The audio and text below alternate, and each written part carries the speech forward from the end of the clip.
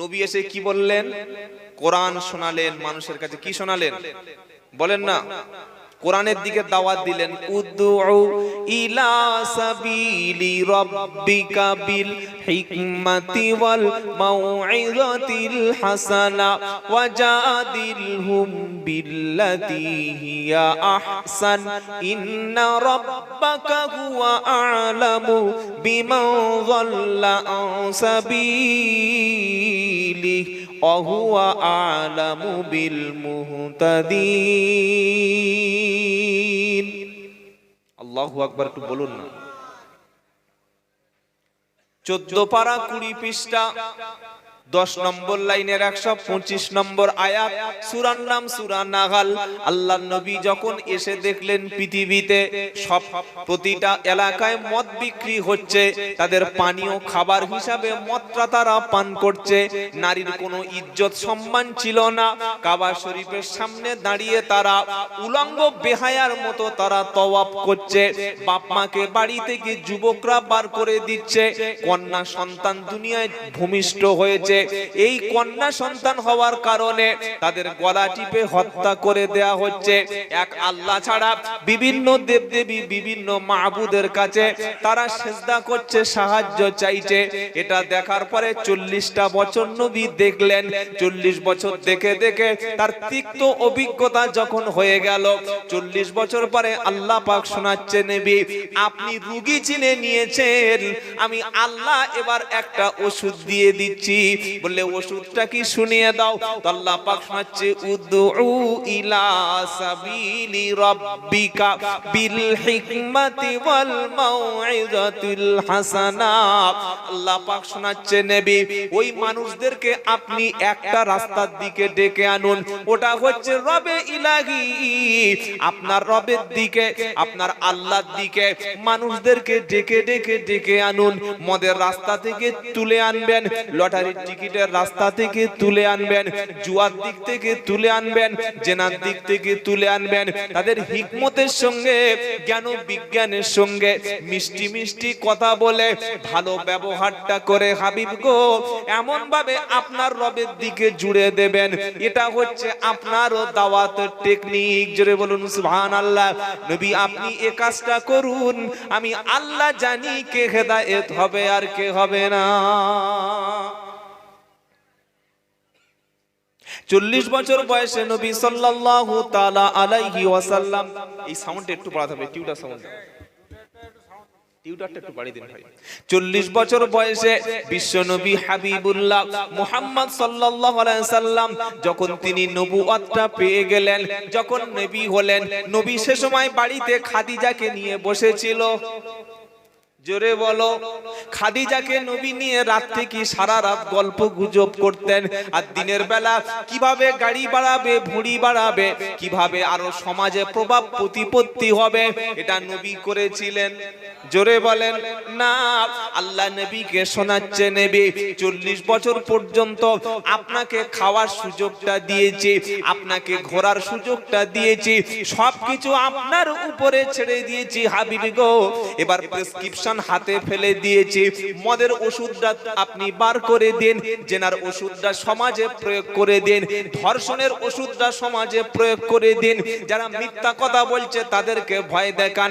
হাবিব গো আমি আপনাকে পাঠিয়েছি, ইন্না আরসালনাকা বিল হাক্কি বাশীরাও ওয়া নাযীরা ওয়া দাঈআন ইলাল্লাহি বিইذনিহি ওয়া সিরাজাম মুনীরা। জোরে বলুন সুবহানাল্লাহ।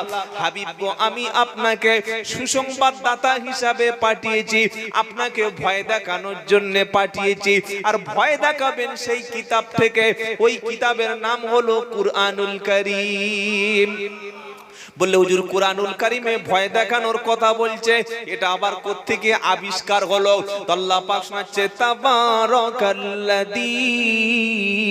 নাযালাল ফুরকানা আলা আবদিহি লিয়াকুনা লিল আলামিনা নাযীরা। 18 পারা 18 নম্বর পৃষ্ঠা 13 নম্বর লাইনের 1 নম্বর আয়াত, সূরার নাম সূরা ফুরকান। ওখানে নবীকে আল্লাহ পাক নবীকে কি বলেছিলেন? ইন্না আরসালনাকা বিল হাক্কি বাশীরা ওয়া নাযীরা। আল্লাহ পাক শোনাচ্ছে, হাবিব গো তোমাকে সুসংবাদ প্রাপ্ত হিসাবে, সুসংবাদদাতা হিসাবে পাঠালাম আর সতর্ককারী হিসাবে পাঠালাম। এখানে নবীকে আল্লাহ শোনাচ্ছে বাশীরা ওয়া নাযীরা, সুসংবাদদাতা এবং ভয় প্রদর্শনকারী। জোরে বলুন সুবহানাল্লাহ। আর কোরআনে ওই শব্দটা আল্লাহ ব্যবহার করছে, ওখানে ছিল বাশীরা ওয়া নাযীরা, আর কোরআনে কি শোনাচ্ছে? তাবারাকাল্লাযী নাযালাল ফুরকানা আলা আবদিহি লিয়াকুনা লিল আলামিনা নাযীরা। আল্লাহ পাক শোনাচ্ছে, হাবিব গো পবিত্র বরকতময় তিনি, যিনি হলেন আল্লাহ, যিনি তার বিশ্ব নবীকে ফুরকান দিয়েছেন, সত্য মিথ্যার পার্থক্যকারী কিতাব দিয়েছেন, যাতে করে মানুষদেরকে ভয় দেখাতে পারেন। জোরে বলেন। নবীর নাম হলো নাযীরা, আর কোরআনের আল্লাহ পাক শুনিয়েছে আপনি এই কোরআন দিয়ে মানুষকে ভয় দেখাবেন। এবার প্রেসক্রিপশন হলো কোরআন, রোগী হলাম আমরা সাধারণ জনগণ, ডাক্তার বলেছি কাদের? জোরে বলেন। ওলামারা দিনের দায়ীরা, এরা হলেন ডাক্তার। এবার ভালো করে ভেবে বলবেন, আপনার যখন প্রথমে কোনো অসুখ হয়, আপনার যখন প্রথমে কোনো শরীরটা খারাপ হয়, শরীর খারাপ হওয়ার সাথে সাথে আগে বড় 700 টাকা ভিজিটের ডাক্তার দেখান না, আগে এই 30, 40, 50, 150, 200 টাকা ওষুধে কমপ্লিট এই ডাক্তার দেখান? কম নয়, কাছাকাছি যে ডাক্তার আছে যাই। এখানে যখন ফেলিওর, এখানে যখন হয় না, তখন বড় ডাক্তার হসপিটালে মেডিকেলে চলে যায়। বাবাজিরা সোনারা লালেরা, এই ডাক্তারের কাছে সেই ওষুধটা নাই যে ওষুধটা দিলে প্রথমবারে সেরে যেত। যখন প্রথমবারে ওষুধটা সারে না, সেই সময় যাই আমরা কোনো বড় ডাক্তারখানায়। হ্যাঁ না, না বলেন? জোরে বলেন। সঠিক রোগের সঠিক চিকিৎসা না হলে কোনোদিন অসুখ সারবে না। গ্যাস প্রচন্ড হয়েছে, গ্যাসের জায়গায় যদি একটা প্যারাসিটামল দিয়ে দেয়, গ্যাস নরম হবে? বলবেন তো? গ্যাস নরম হবে? খুব জোরে পাতলা পায়খানা, টয়লেট রিজার্ভ, ওই অবস্থায় যদি কাশির সিরাপ খাইয়ে দেয় হবে? জোরে বলো। ওই এমন পায়খানা করবে, লুঙ্গি পরার সময়টুকু পাবে না। খুব জোরে পেটের যন্ত্রণা হচ্ছে, ওই সময় যদি ঘুমের ওষুধ খাইয়ে দেয়, ওষুধে কাজ হবে তো ঘুমাবে, এমন ঘুম ঘুমাবে জীবনে আব্বা বলে ডাকবে না। এই বাবাজিরা সোনারা লালেরা, আজকের সমাজে যদি লক্ষ্য করি, আমরা দেখতে পাবো লটারির টিকিট কাটা লোকের অভাব নাই, জুয়াখোরের অভাব নাই, সুদখোরের অভাব নাই, ঘুষখোরের অভাব নাই, বেনামাজির অভাব নাই। এই রকম পজিশনে কোরআনে যে ওষুধটা আছে, এটা বক্তার প্রয়োগ করার দরকার ছিল। বক্তা এসে দেখলো সমাজের অবস্থা ভালো না, কেন বলে আমি মুরিদকে নষ্ট করতে যাচ্ছি। কারণ মুরিদ যত বাড়বে, হাদিয়া তত বাড়বে। বাড়বে না? যত মুরিদ বাড়বে তত মুসাফার লাইনটা লম্বা হবে। মুসাফার লাইন যত লম্বা হবে, প্রতি মুসাফায় 200 টাকা 50 টাকা আসবে। কেন বলে আমি ভক্ত চটিয়ে দিতে চাচ্ছি। বুঝতে হবে ওষুধ ঠিক আছে, ওষুধ ঠিক আছে, রোগীরাও অসুস্থ, ডাক্তার যে ওষুধ প্রয়োগ করছে প্রকৃত ওষুধ দিল না। কারণ কোরআনের ওষুধ নিলেই সে পরিবর্তন হবে। জোরে বলো সুবহানাল্লাহ। বলছে হুজুর কোরআনের ওষুধ পরিবর্তন হবে কি করে বলো? তো আল্লাহ পাক শোনাচ্ছে, হাবিব তুমি এটা শুনে রাখো, ওয়াইদা সামিউ মা উনজিলা ইলার রাসূল তারা আ'ইউনাহুম তাফীযু মিনাদ দাম'i মিম্মা আরাফু মিনাল হাক্কি ইয়াকুলুনা রাব্বানা আমান্না ফাকতুবনা মা'আশ শাহিদিন। 7 পারা 1 পৃষ্ঠা 1 নম্বর লাইনে 83 নম্বর আয়াত। সূরার নাম হচ্ছে সূরা মাইদা। আল্লাহ পাক শোনাচ্ছে, হাবিব গো, ওষুধ যখন সমাজে প্রয়োগ হবে, কোরআন যখন আপনি তেলাওয়াত করবেন, যারা আখিরাতে বিশ্বাস করে, আপনি দেখবেন ওয়াইদা সামিউ মা উনজিলা ইলার রাসূল, রাসূল গো, আপনার উপরে যে কিতাব পাঠিয়েছি, এই কিতাব যখন তেলাওয়াত হবে, এই কোরআন যখন তেলাওয়াত হবে, আপনি দেখতে পারবেন হকপন্থী যারা, আল্লাহকে চিনতে শিখেছে যারা, মসজিদে ঢুকে গিয়ে কোরআন নিয়ে বসে যারা, বিপদে পড়লে নামাজের পাটি ধরে, কোন মাজারে গিয়ে মাথা ঠোকে না যারা, এরা কোরআন শোনার সাথে সাথে ওদের চক্ষুটা তখন পানিতে ভিজে যাবে। সবাই যদি কোরআন জেনে যায় তো হুজুরের টাকা দেবে কে? দোয়া করো বাবা, 2000 মেরে দিলাম, মেয়েটা বিপদে পড়েছে, এইটা সেই দিন বন্ধ হবে যেদিন ওর বাড়িতে 5 জন ফ্যামিলি সবাই কোরআন পড়বে। হ্যাঁ না বলেন না? আমি কোরআন জানি, আমার ওয়াইফ জানে, আমার দুটো ছেলে জানে, মেয়ে জানে, মা জানে, বাপ জানে, তো আমার বাড়ি সমস্যা হলে আমি তো হুজুরের কাছে যাব না? আমি তো ইয়াসিন পড়বো, সূরা রহমান পড়বো, ওয়াকিয়া পড়বো, আর আমি তো তাহাজ্জুদে দোয়া করব, কারণ তাহাজ্জুদের দোয়া আল্লাহ কবুল করেন। জোরে বলেন। জনগণকে আগে শেখাও, আগে কোরআন সবার হাতে তুলে দাও। সবাই যখন কোরআনওয়ালা হবে, এই ধর্মটাকে নিয়ে ব্যবসা তখন বন্ধ হবে। সেজন্য বলছে বাবা, কোরআন শরীফ ওসব শিখিস না, ওসব আলেম ওলামাদের কাজ, ও তোরা পারবি না, ভুল বলে যাবে। বাবাজিরা, সোনার লালেরা, জ্ঞানী জনেরা, সুধী মানুষরা, আল্লাহওয়ালা ভাইরা, ন্যায় নিষ্ঠ মানেরা, নবী যখন কোরআন শোনাচ্ছিলেন, নবী যখন কোরআন শোনাচ্ছিলেন, সেই সময় সবচাইতে বেশি বিরোধিতা কারা করেছিলেন? আবু জাহাল, আবু লাহাব, উতবা, সাইবা। আচ্ছা, আবু জাহেল মানে হচ্ছে মূর্খের বাবা, জানেন না? জানেন না? কিন্তু আবু জাহালার নামটা কিন্তু আবু জাহেল ছিল না। নোট করুন, ওর নাম ছিল আবুল হাকাম। যারা ওলামা যে জিজ্ঞাসা করে দেখেন তার নাম কি ছিল? আবুল হাকাম। জ্ঞানীর পিতা বিদ্যাসাগর বলা হতো আবু জাহেলকে, ও তো মূর্খ না। ও সত্য কোরআনটা জানলো, থিওরিটা জানলো, প্রেসক্রিপশন পেল, ওষুধের সবকিছু নিয়ম পদ্ধতি জেনে নিয়ে বলল, মুহাম্মদ যেটা বলছে ওটা জানি, মুহাম্মদ সত্য নবী এটাও স্বীকার করি, আল্লাহ একজন আছেন এটাও সত্য স্বীকার করি, কিন্তু মানতে পারবো না, কারণ মানলে কিন্তু আমাদের কর্তৃত্ব আর হাতে থাকবে না। আর আমি বক্তা সেই কথাটা গোপন করে চলে গেলাম, যে কথাটা বললে জনগণ আমাকে দোয়ার জন্য আর ডাকবে না। কিন্তু আল্লাহ তিনি তো পরিষ্কার করে দিয়েছেন, ইসলামটা ক্লিয়ার করে দিয়েছেন, ইসলামে কোনো গোপন নাই। বলুন সুবহানাল্লাহ। এরকম কোন সিস্টেম নাই যে শুধু মৌলবীরা জানবে, পীর সাহেবরা জানবে, হাফেজরা জানবে, আলেমরা জানবে, মুফতিরা জানবে। একজন জেনারেল শিক্ষিত একটা এডুকেটেড ছেলে, সে যে কোরআন হাদিস জানতে সুযোগ পাবে না, ইসলাম জানতে সুযোগ পাবে না।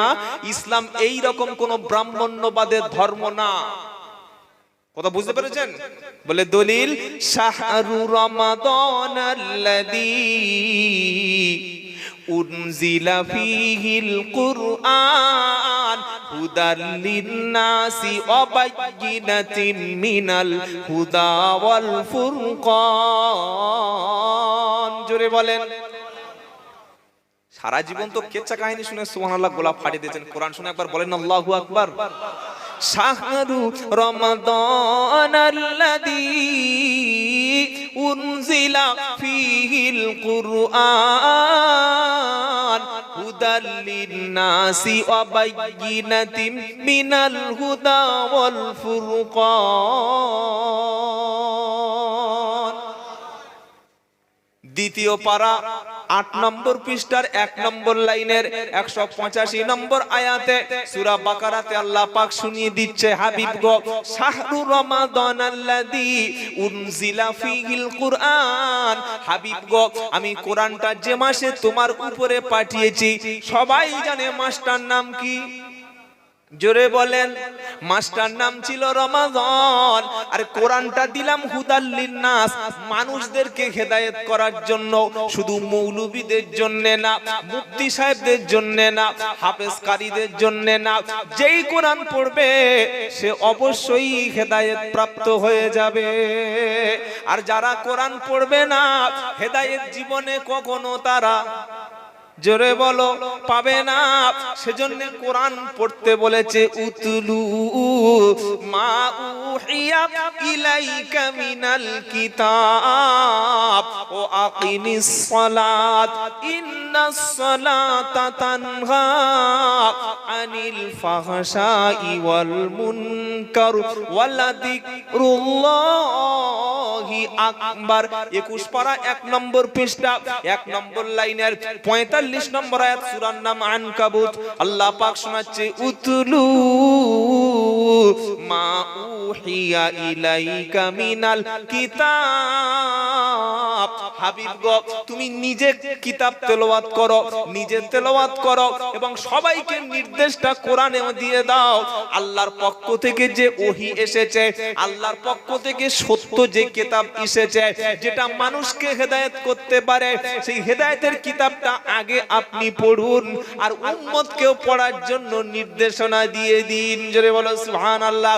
যে দল আপনি করছেন করুন, আমি কোন দলের বিরুদ্ধে বলতে আসিনি।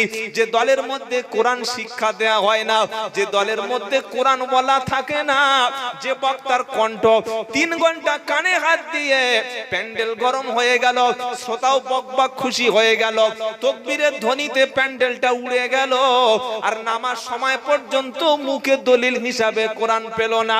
আমার বাপ কি করেছে ওটা দলিল, আমার 14 গোষ্ঠী হুজুর কি করেছে দলিল। ওরে নিজের থেকে মন গড়া কথা ইসলামের নামে চালাতে আল্লাহ নবীকেও নিষেধ করেছে। দলিল দিচ্ছ, বাপ করেছে দলিল, ও তো আবু জাহেলের কথা। আবু জাহেল বলল আমার বাপ ভুল করেছে, যখন নবী বললেন আল্লাহকে মেনে নাও, আমি শেষ নবী, শেষ প্রফেট, শেষ পয়গম্বর, শেষ মেসেঞ্জার, মেনে নাও। আবু জাহেল বলল মুহাম্মদ তুই কি পাগল, তুই তো মাজনুন, তুই তো শায়ের কবি, তুই তো গণৎকার, জাদুকর। আমার বাপ দাদা কোনোদিন ভুল করতে পারে না। আমাদের সমাজে এখনো কিছু মানুষ আছে, তাদের বলি যে ভাই একটু কোরআনটা পড়ুন না, ভাই দেখুন না আল্লাহ কি বলেছে, একটু ধরুন না কোরআন। না হুজুর সব পড়বো না, কেন না আমার বাপ দাদা যা করেছে ওই করি। আরে কোরআনটা কি কোনো দলের কোরআন? কোরআনটা তো আল্লাহর। নবী সবাইকে শিখিয়ে দিয়েছেন তোমাদের মধ্যে ওই দলটা সবচাইতে ভালো, সেই দলটা জান্নাতি। বলবো কোন দলটা? এই বলবো আল্লাহর কাছে যেটা উত্তম ওইটা নবী বলেছে। নবীর কথা বলবো না, আমার বাপ দাদার কথাটা বলবো। কথা বলে না? খায়রুকুম মান তাআল্লামাল কুরআনা ওয়া আল্লামাহু। কোন দলের আলেমের কাছে যাবে যাও, প্রত্যেকটা দলের আলেম হাদিসটাকে কাটতে পারবে না।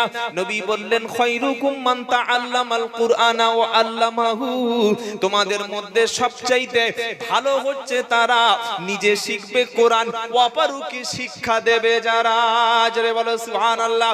যে জলসায় গিয়ে বসলে কোরআনের কোনো আলোচনা হয় না, নবী সিরাত থেকে কোনো আলোচনা হয় না, যে মাহফিলে আলোচনা শুনতে গেলে শুধু কাদা ছোড়াছুরি শুরু হয়, আমার হুজুর কি করেছে, আমার বাপ কি করেছে, কে কোন কেরামতি দেখিয়েছে, এটাই বলে শেষ করে।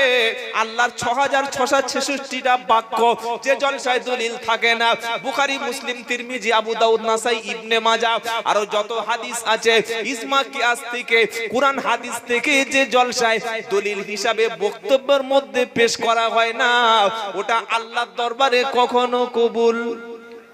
জোরে বলো। ডাক্তার যখন প্রেসক্রিপশন লিখবে, উনি দলিল হিসাবে, বড় বড় রেফারেন্স হিসাবে ভালো ভালো ওষুধের নাম ব্যবহার করবে। ডাক্তার যদি নিজের থেকে ওষুধ দেয়, রোগী কখনো সুস্থ হবে না। 2 ঘন্টা বক্তব্য এমন ডাক্তার করে গেছে, ও প্রেসক্রিপশনটাও ভালো করে উচ্চারণ পারে না। অধিকাংশ বক্তা কোরআন পড়তে পারে না ভালো করে। ঠিক বলছি না ভুল বলছি? বাবাজিরা, সোনারা, লালেরা, কোরআনটা গবেষণা করার জিনিস। এত বড় কালাম আল্লাহ কেন দিলেন নবীর উপরে, এইটা কখনো মাথায় ঢুকলো না? যে আল্লাহর নবী যে যুগে এসেছিলেন সে যুগে সবাই তো ছিল মূর্খ, স্কুল, কলেজ, ইউনিভার্সিটি, মাদ্রাসা, মক্তব কিছুই ছিল না। নবী আসলেন হেরা গুহা থেকে, একটা কি আনলেন, আনার পরে আবু বকর শুনলেন, ওমর শুনলেন, উসমান শুনলেন, আলী শুনলেন, রিদওয়ানুল্লাহ তাআলা আলাইহিম আজমাইন। আর শোনার পরে তারা একদম বিশ্ববিখ্যাত সোনার মানুষে পরিণত হয়ে গেলেন। সুবহানাল্লাহ বলবেন না? কি দিলেন তিনি! এটা কি একবারও কখনো ভাবার সময় আমাদের হবে না? সবাই শিখবো কোরআন ইনশাআল্লাহ বলে। নবীকে শোনাচ্ছে, নবী মন গড়া চলবে না। যেটা বলবে সেটা যেন আল্লাহর কালাম হয়। বলে হুজুর দলিল, মা ইয়ান্তিকু আনিল হাওয়া ইন হুয়া ইল্লা ওয়াহয়ু ইউহা। 27 পারা সূরা নাজমের 1 নম্বর লাইনে 2 থেকে 4 নম্বর আয়াতে আল্লাহ পাক শোনাচ্ছে, আমার হাবিব যখন কথা বলে, আমার পিয়ারা হাবিব যখন কথা বলে, তিনি নিজের থেকে খেয়াল খুশি মন গড়া বানিয়ে বানোয়াট কেচ্চা কাহিনী শোনায় না। নবী যেটা বলে আপন প্রবৃত্তি অনুসরণ করে বলে না, অর্থাৎ মগজে যেটা আসলো ওটাই জনগণের কাছে এটা তিনি বলেন না।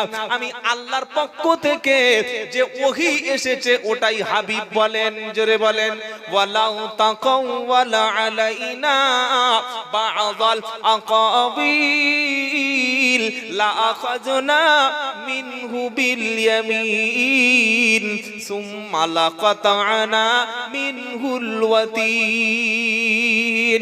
29 পারা সূরা হাক্কার মধ্যে আল্লাহ পাক শুনিয়ে দিচ্ছে, আমার হাবিব যদি বানিয়ে কিছু বলতো, ভালো করে শুনবেন, কোরআনের শুরু থেকে শেষ পর্যন্ত যেগুলো আছে, যত অক্ষর আছে, সেন্টেন্স রয়েছে, যত সূরা রয়েছে, এটা কি নবীর জীবনের বানানো একটা আছে? বলেন সবাই, কোরআনের মধ্যে নবীর কোনো কিছু নাই, সম্পূর্ণ কৃতিত্ব কার? জোরে বলো, ওয়ালাউ তাকাওয়ালা আলাইনা বা'দাল আকাবিল। নবী যদি নিজের থেকে মন গড়া কিছু কওল, নিজের কথা যদি, নিজের মেসেজটা যদি, নিজের মন গড়া বুদ্ধি প্রসূত কথা বার করে কোরআনের মধ্যে চালিয়ে দিত, আল্লাহ পাক শোনাচ্ছে, লা আখাযনা মিনহু বিল ইয়ামিন। তার মানে কি? এই যে শুনছেন আপনারা, আমাদেরকে দেখতে পাচ্ছেন বডি ল্যাঙ্গুয়েজটা, লা আখাযনা মিনহু বিল ইয়ামিন। আমি কি ধরেছি বলেন তো? হাত। আল্লাহ বলছে তাহলে আমি নবীর ডান হাতকে চেপে ধরতাম, সুম্মা লাকাতা'না, বুঝে নাও, সুম্মা লাকাতা'না মিনহুল ওয়াতিন, নবীর ধমনী কণ্ঠশিরাকে আমি টেনে ছিঁড়ে ফেলে দিতাম। ফামা মিনকুম মিন আহাদিন আনহু হাজিজিন,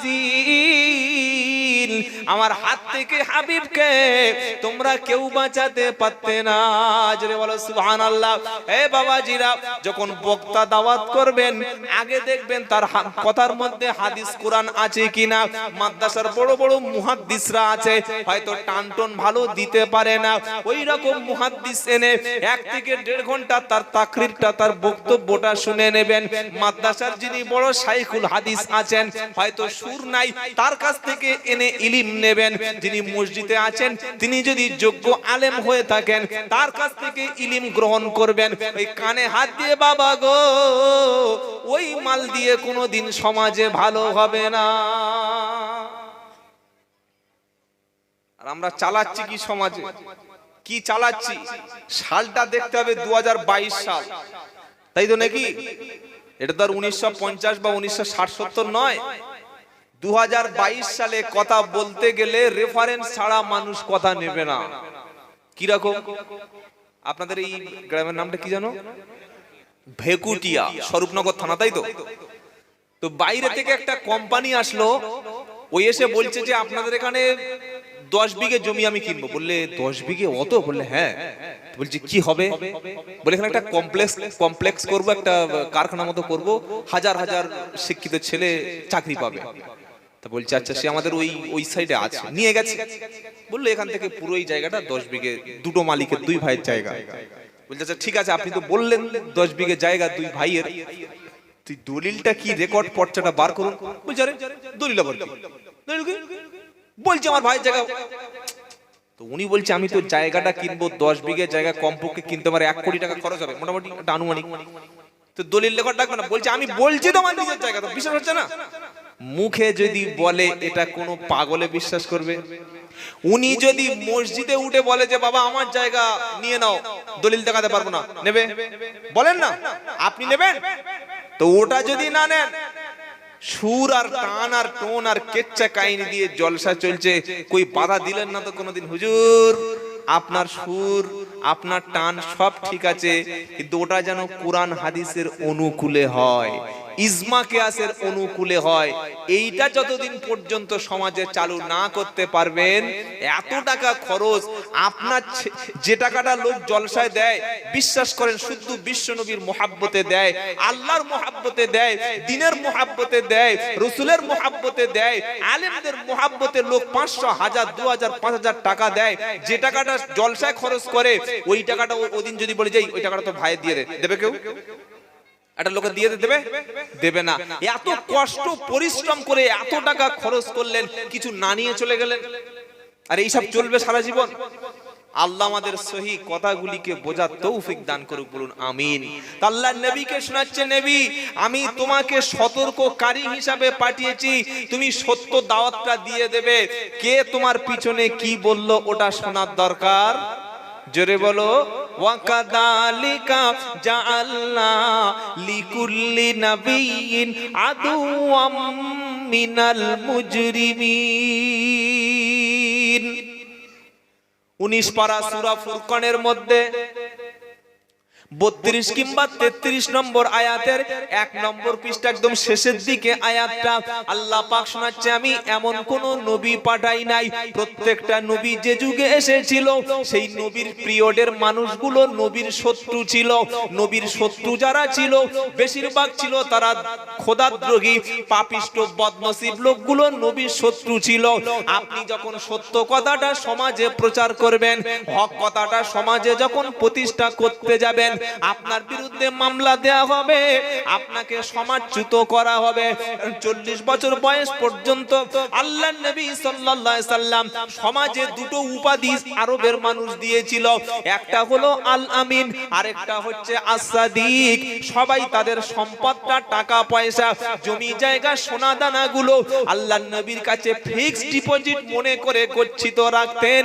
তারা যখন বিদেশে যেতেন, তাদের যুবতী কন্যাকে, তাদের ঘোড়া উটগুলোকে, গৃহপালিত পশুকে, তাদের সোনা, তাদের সমস্ত সম্পদগুলো আল্লাহর নবীর কাছে গচ্ছিত ব্যাংক মনে করে রেখে চলে যেতেন। তারা মনে করতেন নবী হলেন আল আমিন। জোরে বলো, কতটা বিশ্বাসী ভাবতে পারছেন? আজ তো ছেলে আর বাপের দিয়ে বিশ্বাস করে না। আজকে দেখছিলাম দুপুরে একটা খবরে, ছেলে বাপের খুন করে দিয়েছে। কেন? সম্পদের জন্য। ছেলের এতটুকু বিশ্বাস নাই যে বাপ মারা গেলে সম্পদটা আমি পাবো, এই বিশ্বাসটুকু ছেলে করতে পারছে না। স্ত্রী তার স্বামী বিশ্বাস করে টাকা রাখছে, স্ত্রী স্বামীর কাছে রাখছে, এখন কথা বলেন, রাখছে। ভান্ডারের টাকাগুলো কাদের অ্যাকাউন্টে যায়? মেয়েদের না ছেলেদের? কেন ওদের অ্যাকাউন্টে যাচ্ছে কেন? ও বিশ্বাস করে না, জানে ঢুকলে খবর আছে, দেবে না। তবে সবাই না, কিছু কিছু মেয়ে ভালো আছে। এই দেবে বাবাজিরা, স্বামী স্বামী বিশ্বাস করে স্ত্রীকে টাকা রাখতে পারছে না, অথচ আরবের মানুষগুলো নবীকে বলল আল আমিনের কাছে সম্পদ রাখো, একটা টাকা তিনি কখনো মারবে না। জোরে বলো। দ্বিতীয় নবীর আরেকটা উপাধি দেয়া হলো, নাম হচ্ছে সিদ্দিক, আস-সাদিক। জোরে বলো, কি নাম? সাদিক, সিদ্দিক। সাদিক মানে হলো সত্যবাদী। সুবহানাল্লাহ বলেন না। আর জান্নাতি যারা হবে, জান্নাতের সাথী যারা হবে, তাদের মধ্যে একদল হলো সত্যবাদী। বলে এটা আবার কোত্থেকে এলো? মাই ইউতিইল্লাহ ওয়ার রাসূল। সে গরম পানির ব্যবস্থাটা করতে হবে। আমার এই গাড়িতে আছে, একজনকে পাঠিয়ে দিন আর একটা গ্লাস ব্যবস্থা করুন।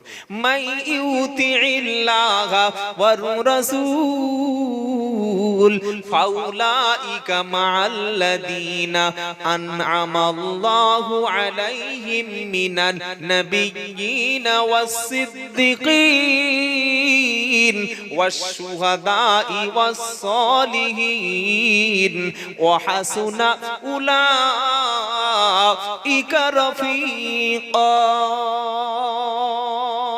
5 পারা 8 পৃষ্ঠা 1 নম্বর লাইনের 69 নম্বর আয়াত, সূরার নাম নিসা।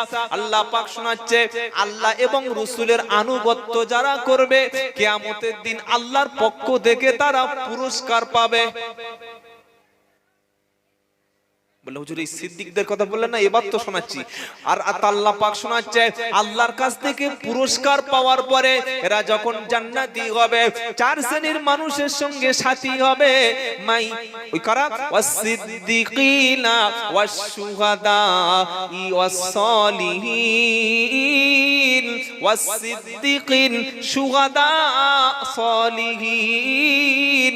আল্লাহ পাক শোনাচ্ছে, শুনে রাখো, ফাউলাইকা মাআল্লাযীনা আনআমাল্লাহু আলাইহিম মিনান নাবিয়্যিন। প্রথম হচ্ছে নবীরা, দ্বিতীয় ওয়াস-সিদ্দিকিন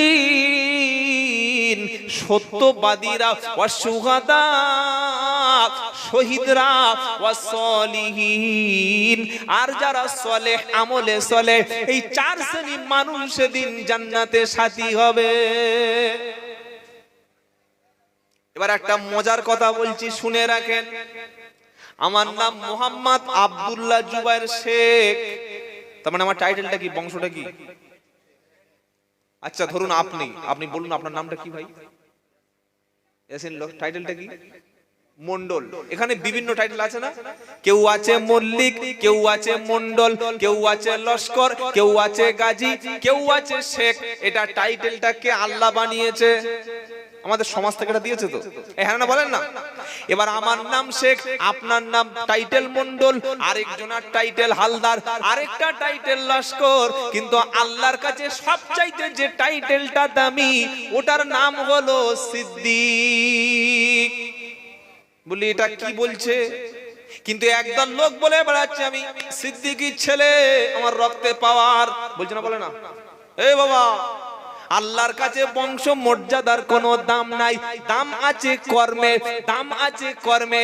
বংশ মর্যাদা আল্লাহর কাছে যদি দাম হতো, তাহলে নবীর ছেলে নূহ নবীর ছেলে কেনান বেঈমান হয়ে কেন জাহান্নামে যাবে বলো? ও তো নবীর ছেলে। দাম কর্মে, বংশে দাম নাই। কথা বুঝেছেন? সাদা পাঞ্জাবি, সাদা টুপি আর সাদা রুমাল পরে বসে আছে লোক, না ফেরেশতা, কিন্তু গোপনে গোপনে লোকের যে কি পাঁচ দিয়েছে ওটা আপনি খবর রাখেন না। নাম কিন্তু সিদ্দিক হয়ে গেছে, নাম পাঠান মুগল হয়ে গেছে, নাম আরো অন্য কিছু হয়ে গেছে। এই সিদ্দিক নামটা কোত্থেকে আসলে এটা শোনেন আগে। আল্লাহর নবী যখন নবুয়াত পেলেন, আল্লাহ পাক শোনাচ্ছে, হাবিব তুমি নবুয়াতের দাওয়াতটা প্রচার করো, গোপন রেখো না, পৌঁছে দাও। সুবহানাল্লাহ বলেন। নবী সাল্লাল্লাহু তাআলা আলাইহি ওয়াসাল্লাম প্রথমে প্রচার করলেন আম্মাজান খাদিজার কাছে রাদিয়াল্লাহু তাআলা আনহা। খাদিজা রাদিয়াল্লাহু তাআলা আনহা শোনার সাথে সাথে কলেমা পড়ে মুসলমান হয়ে গেল। সবচাইতে নবীর ক্লোজ ফ্রেন্ড, একদম মানে খুব রিলেশন যার সাথে, সিদ্দিকে আকবর আবু বকর। নাম কি? আবু বকর। আবু বকর আবু কুহাফার ছেলে। তার পরের দিন সকালবেলা নবী পাক সাল্লাল্লাহু আলাইহি সাল্লাম আবু বকরের সঙ্গে দেখা হলো। নবুয়াতের দাওয়াতের কাজ যখন তার কাছে প্রচার করলেন, সাথে সাথে তিনি মেনে নিলেন। এরপরে কিছু বছর অতিবাহিত হওয়ার পরে আল্লাহর নবী মিরাজে আল্লাহর ডাকে তিনি সাড়া দিলেন। মিরাজ থেকে ঘুরে এসে আল্লাহর নবী সাল্লাল্লাহু আলাইহি সাল্লাম বসে আছেন মসজিদুল হারাম অর্থাৎ কাবা শরীফের প্রাঙ্গণে। আবু জাহেল প্রতিদিন নবীর কাছে আসতো, যেটা শুনতো ওটার সঙ্গে পাঁচটা পাঁচমেশালি মিথ্যা কথা বলে সমাজে নবীর নামে বদনাম ছড়িয়ে দিত। এই কাজটা খুব ভালো করতো আবু জাহেল। নবীর মানে যেখানে জন্মস্থান বা যেখানে ঘর, বসুন আপনি, নবীর ঘরের আশেপাশে ৮-১০ রকমের শত্রু ছিল। করকম বলেন? ৮-১০ রকম। আবু জাহেলের কাজ ছিল মিডিয়ার বিভাগটা ওই দেখতো। মিডিয়া মানে এই যেমন এতগুলো মিডিয়া সব আমি যেটা বলছি এরা দিনের স্বার্থে প্রচার করছে, আলহামদুলিল্লাহ। এই কাজটা আবু জাহেল করতো, মিডিয়ার বিভাগটা ছিল। আর আবু লাহাবের একটা বড় নেতা ছিল, ওর কাজ ছিল সমাজে আল্লাহর নবী সাল্লাল্লাহু আলাইহি সাল্লামকে কিভাবে হেয় প্রতিপন্ন করা যায়। বুঝতে পারছেন? ওটা আবু লাহাবের মানে কাজ ছিল। আবু লাহাবের স্ত্রী হেন্দা, ওর কাজ ছিল আবু লাহাবের, হ্যাঁ ওর কাজ ছিল যে উম্মে জামিল আল্লাহর নবী সাল্লাল্লাহু আলাইহি সাল্লাম যে পথ দিয়ে যাবে ওই পথে কাঁটা বিছিয়ে দেবে, নোংরা ফেলে দেবে, এই নাপাকের কাপড়টা নবী সাল্লাল্লাহু আলাইহি সাল্লামের যেহেতু ঘরের পাশে ঘরে টাঙিয়ে দেবে, কখন উঠে নাড়ি বুড়ি, এই কাজগুলো ওই উম্মে জামিল আবু লাহাবের স্ত্রী খুব ভালো করতো।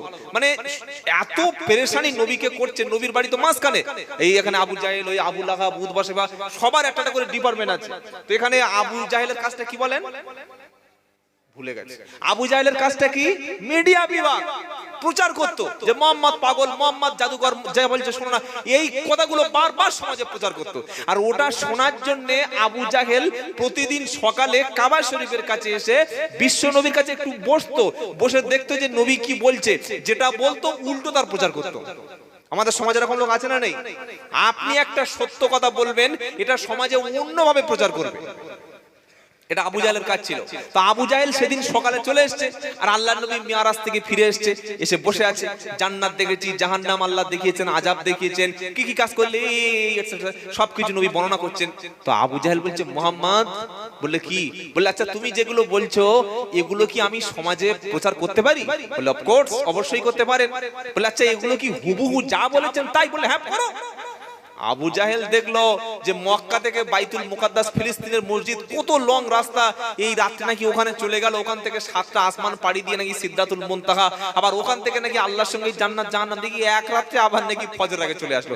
একটা ভালো সুযোগ, গোল্ডেন অপরচুনিটি আবু জাহেলের হাতে চলে আসলো, বুঝলেন?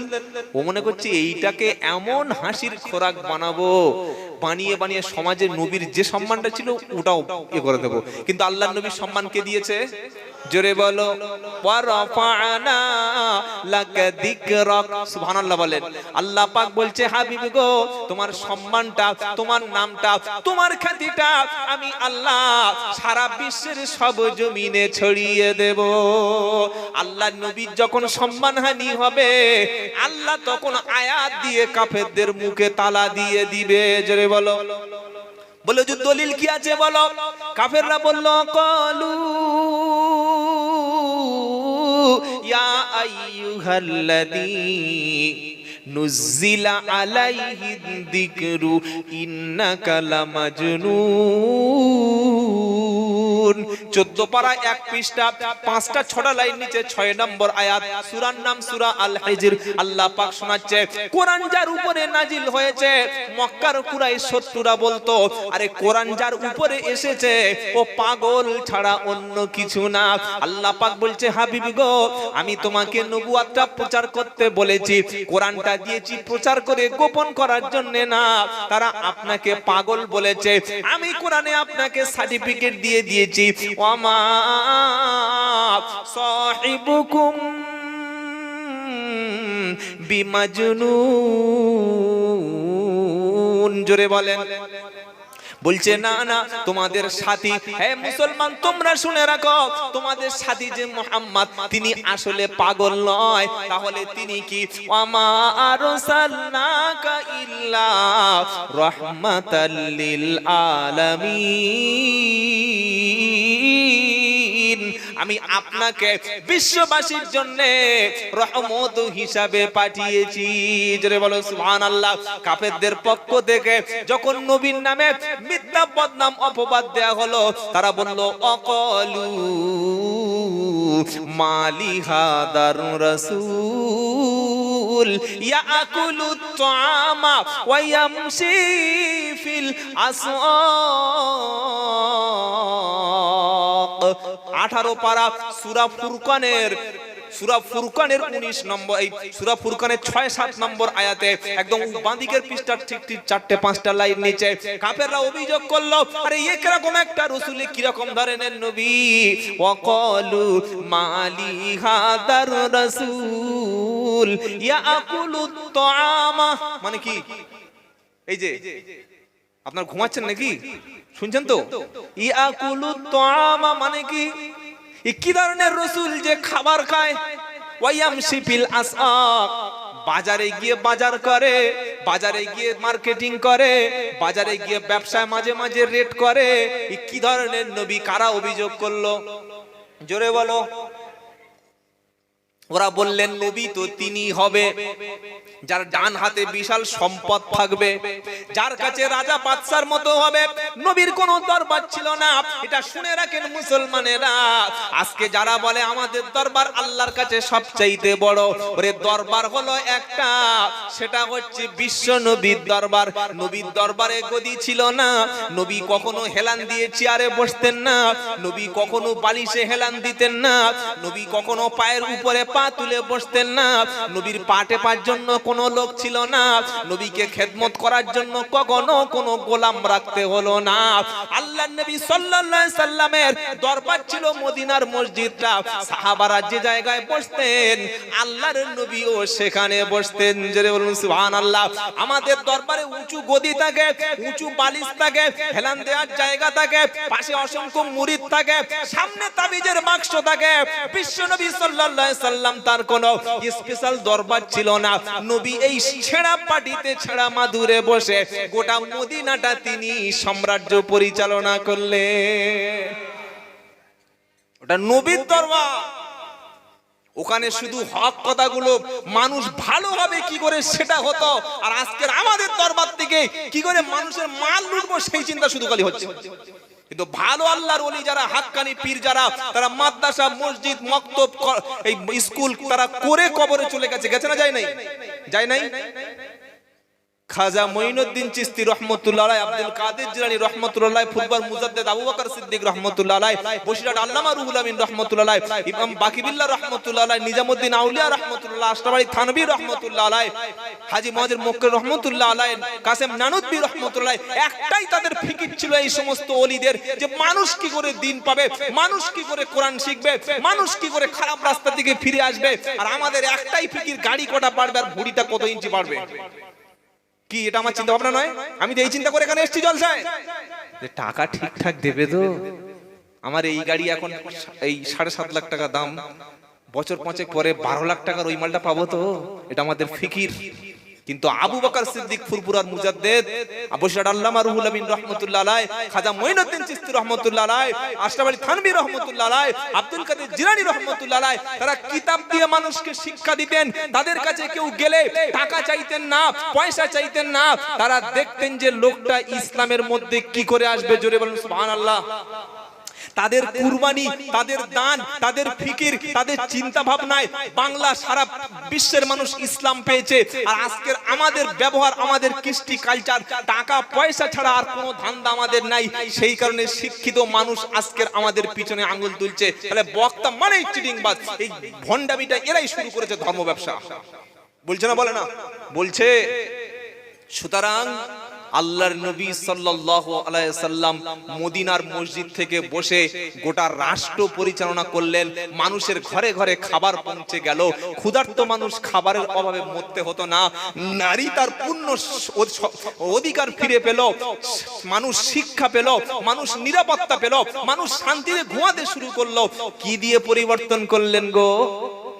আল্লাহর কালাম দিয়ে। বলুন না সুবহানাল্লাহ। নবীর আখলাক চরিত্র দিয়ে। তো আবু জেহেল গেছে, গিয়ে দেখছে এই মুহাম্মদ সাল্লাল্লাহু আলাইহি ওয়াসাল্লাম বসে আছেন মদিনার এই কাবা শরীফের সামনে। আবু জেহেল বলছে যে মুহাম্মদ সাল্লাল্লাহু আলাইহি ওয়াসাল্লাম, আপনি যে ঘটনাটা বললেন এটা আমি কি প্রচার করতে পারি? বলে হ্যাঁ, করো না। আবু জেহেল সুযোগ পেয়ে গেছে।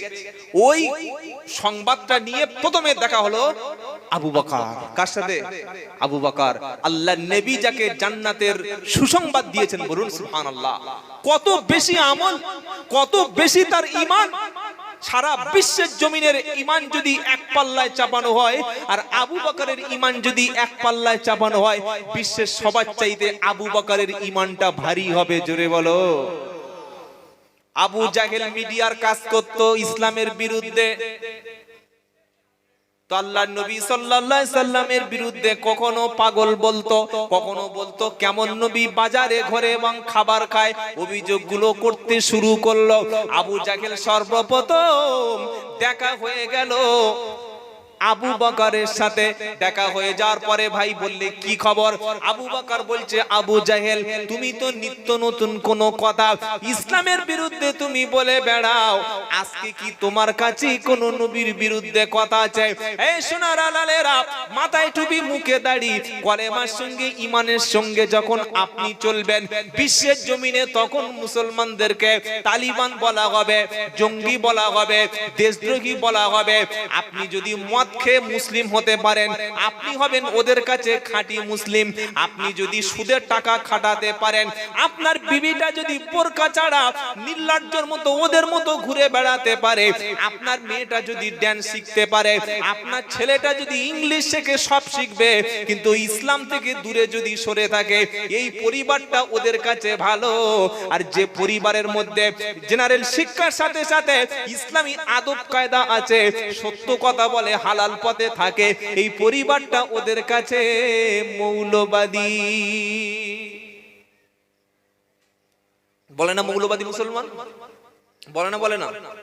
আচ্ছা, আমাদের যে মৌলবাদী বলে বা জঙ্গি বলে, দেশদ্রোহী বলে, এতে আমাদের কি কোনো কষ্ট হওয়ার কথা? যারা চুপচাপ আছেন, এটা তোরা বলবে, কারণ জন্মের পরে আমি ইসলামের মূল অংশ কুরআন, হাদিস, ইজমা, কিয়াস, ইসলামের মৌলিক বিষয় অর্থাৎ মৌলবাদী হয়েই আমি জন্মগ্রহণ করেছি। বলুন সুবহানাল্লাহ। মৌলবাদীটা গালাগালি নয়।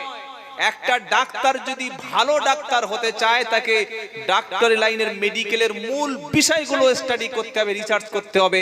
অর্থাৎ ভালো ডাক্তার হতে গেলে মৌলবাদ ডাক্তার হতে হবে। কথা বুঝতে পারছেন?